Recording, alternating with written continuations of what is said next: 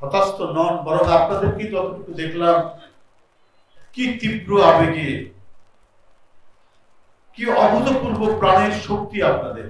Wheel চেয়ারে আসছেন, কিন্তু প্রতিবন্ধীদের জন্য ডিজিটাল সহায়ক যে কর্মকাণ্ড সেটা কিন্তু করেননি কেউ। এটিএম বুথ থেকে টাকা একজন দৃষ্টি প্রতিবন্ধী মানুষ কিভাবে নেবেন, সেই প্রযুক্তি সহায়ক ব্যবস্থা কেন এখন উদ্ভাবন কথা, হকিন্সের কথা। শুধু এই পৃথিবী নয়, এক অসীম মহাবিশ্বের সীমানা তিনি চিন্তা করেছেন পদার্থ বিজ্ঞানের গবেষণার মধ্যে দিয়ে। এটা কোনো কল্পকাহিনী নয়। তো এই প্রতিভা কি চারটিখানি কথা নাকি? বিশাল প্রতিভা। রুজভেল্ট আমেরিকার প্রেসিডেন্ট ছিলেন, তার কোমর থেকে পায়ের দিক পর্যন্ত সম্পূর্ণ হঠাৎ করে 39 বছর বয়সে তিনি পোলিও পক্ষাঘাতগ্রস্ত হলেন, প্যারালাইজড হলেন। কোমর থেকে পায়ের দিকে পুরো সারা শব্দ ছিল। এর মধ্যে রাষ্ট্রপতি হয়ে তিনি একটি বিশ্বযুদ্ধের নেতৃত্ব দিয়েছেন এবং 4 বার রাষ্ট্রপতি হয়েছেন, যেটা আমেরিকাতে যার দৃষ্টান্ত নেই। এবং তার 4 বার হওয়ার পরে আমেরিকা আইন করলো যে 2 বারের বেশি কেউ প্রেসিডেন্ট হবে না, এবং তাদের প্রথম থেকে 2 বারই ছিল। কিন্তু রুজভেল্ট 4 বার হলেন, কারণ ওই সময় যুদ্ধের কারণে নির্বাচন করা যাচ্ছিল। তার কিন্তু কোমর থেকে একেবারে পা পর্যন্ত সম্পূর্ণ প্যারালাইজড ছিল, কিন্তু অসম্ভব প্রতিভাবান রাজনীতিবিদ ফ্র্যাঙ্কলিন ডি রুজভেল্ট প্রতিবন্ধী ছিল এবং বড় ধরনের প্রতিবন্ধী। কি অসাধারণ কাজ তিনি করেছেন। এত জনপ্রিয় মানুষ, একটি যুদ্ধের নেতৃত্ব দিয়েছে। সুতরাং আপনাদের কেউ হতাশ নন, বরং আপনাদেরকে যতটুকু দেখলাম কি তীব্র আবেগে, কি অভূতপূর্ব প্রাণের শক্তি আপনাদের। হুইল চেয়ারে আসছেন, কিন্তু স্বতঃস্ফূর্ত কথা শুনে আমি অভিভূত। কেউ দ্বিধাগ্রস্ত নন, কেউ ব্যাংকে চাকরি করেছেন, কেউ শিক্ষকতা করছেন, এরই মধ্যে কেউ নানা জায়গায় নানাভাবে তারা কাজ করছেন। তবে রাষ্ট্র যতটুকু দায়িত্ব পালন করা দরকার ছিল ততটুকু দায়িত্ব পালন আইন হয়েছে, অধিকার, প্রতিবন্ধীদের অধিকার এবং সুরক্ষার আইন হয়েছে, কিন্তু এই আইন বাস্তবায়নের জন্য আরো কিছু করা দরকার, সেগুলো হয়নি। ডিজিটাল ব্যাংকিং এর কথা বলা হয়েছে, কিন্তু প্রতিবন্ধীদের জন্য ডিজিটাল সহায়ক যে কর্মকাণ্ড সেটা কিন্তু করেননি কেউ। এটিএম বুথ থেকে টাকা একজন দৃষ্টি প্রতিবন্ধী মানুষ কিভাবে নেবেন, সেই প্রযুক্তি সহায়ক ব্যবস্থা কেন এখন উদ্ভাবন করা? কিন্তু উন্নত দেশগুলোতে কিন্তু এটা করেছে।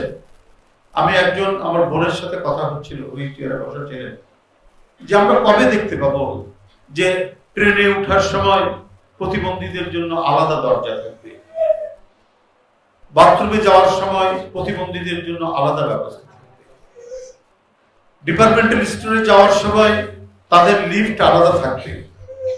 এটা কেন হবে না? আমেরিকার প্রত্যন্ত অঞ্চলে আমি গেছি, সেখানে দেখেছি প্রতিবন্ধীদের স্কুল সবচাইতে মর্যাদাপূর্ণ স্কুল। তো ডিজিটাল প্রযুক্তির আমরা উন্নতির কথা বলছি, কিন্তু প্রতিবন্ধীদের জন্য যদি সেটি সহায়ক না হয়, ব্যাংকিং সিস্টেম, এটিএম বুথ সহ নানাবিধ কর্মকাণ্ডে যদি প্রতিবন্ধী ভাই বোনদের সেখানে অংশগ্রহণ না থাকে, তার অধিকার যদি সুপ্রতিষ্ঠিত না হয়, তাহলে রাষ্ট্র যথাযথ দায়িত্ব পালন করা হলো না। ব্যুরো অফ স্ট্যাটিস্টিক্স থেকে যেটা জেনেছি যে 46 লক্ষ প্রতিবন্ধী মানুষ আছেন বাংলাদেশে। তো এই 46 লক্ষ মানুষ যাতে শিক্ষায় এবং যাদের যতটুকু যে যেরকম ভাবে পারেন তার মানে নানাবিধ যে কর্মকাণ্ড আমাদের দৈনন্দিন জীবনে কাজ করার জন্য তার লেখাপড়া, তার জ্ঞান চর্চা, তার রিসার্চ যদি তিনি করতে পারেন, কারণ প্রতিবন্ধীরা সাধারণত খুব মেধাবী হয়, তো সেই দিকে তারা করতে পারেন। যদি প্রযুক্তির ব্যাপার হয়, ইঞ্জিনিয়ারিং সাইডে তাদেরকে নেওয়া, নানাবিধ কাজের মধ্যে রেখে তাদেরকে গড়ে তোলা, এটা হচ্ছে রাষ্ট্রের দায়িত্ব। এই দায়িত্ব রাষ্ট্রকে অবশ্যই পালন করতে হবে আমি মনে করি। কারণ আপনারা নিশ্চয়ই নাম শুনেছেন একজন প্রখ্যাত সুফি সাধক, মরমী সাধক মৌলানা রুমির নাম আপনারা শুনেছেন। তিনি একটি কথা বলেছেন যে প্রতিটি মানুষের মধ্যে ডানা আছে, ও ডানা দেখা যায় না। প্রতিটি মানুষের মধ্যে ডানা আছে।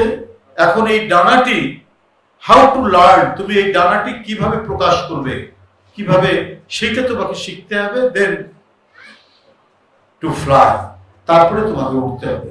কারণ প্রতিটি মানুষ ডানায় ভর করে উঠতে পারবে। এখন তোমাদের প্রত্যেকেরই জানা দরকার যে সেই ডানাটা তুমি কি করে শিখবে, সেই ডানাটা মেলবে কি করে, সেটা শিখতে হবে। মৌলানা রুমির এটি কথা। তো সেই ডানাটি আমার কাছে মনে হয়েছে আজকের এই ভাই বোনদের দেখে, প্রতিবন্ধী ভাই বোনদের দেখে, এরা আসলেই, আমরা যারা কিছুটা স্বাভাবিক চলাচল করি, সাধারণ যারা চলাচল করি, কিন্তু তারা সেটা জানে না, তারা সেটা বুঝতে পারে না যে তার ভিতরে যে ডানাটি আছে সেটা হাউ টু ফ্লাই, কিভাবে উঠতে হবে জানে না। কিন্তু এই প্রতিবন্ধী ভাই বোনরা জানে, তারা কিভাবে উঠতে হয় তারা জানে। তারা হয়তো হুইল চেয়ারে বসে আছে, তারা হয়তো কেউ স্টিক নিয়ে আছে, কেউ হয়তো মুভমেন্ট করতে পারছে না, কিন্তু তাদের হৃদয়ের মধ্যে যে চর্চা, তাদের হৃদয়, তাদের মন এবং তাদের চর্চার মধ্যে দিয়ে তাদের শরীরের ভিতর থেকে সেই ডানাটা প্রকাশিত হয়, এবং এই ডানা দিয়েই তারা আমাদের এই যে সুনীল আকাশে তারা উঠতে পারে বলেই আমরা রুজভেল্ট পাই এই প্রতিবন্ধীদের মধ্যে, আমরা স্টিফেন হকিন্স পাই, এমনকি আমরা এও শুনেছি প্রখ্যাত জেনারেল এবং শাসক জুলিয়াস সিজার, তিনিও এক ধরনের প্রতিবন্ধী ছিলেন। তাকে ঘোড়ায় উঠিয়ে দিত, ঘোড়ায় উঠানোর পর তার সামনে আর কেউ দাঁড়াতে পারত না। ওইভাবেই তিনি বিশ্ব জয় করেছেন। আপনারাও বিশ্ব জয় করবেন ইনশাআল্লাহ। আপনাদের সকলকে ধন্যবাদ। খোদা হাফেজ।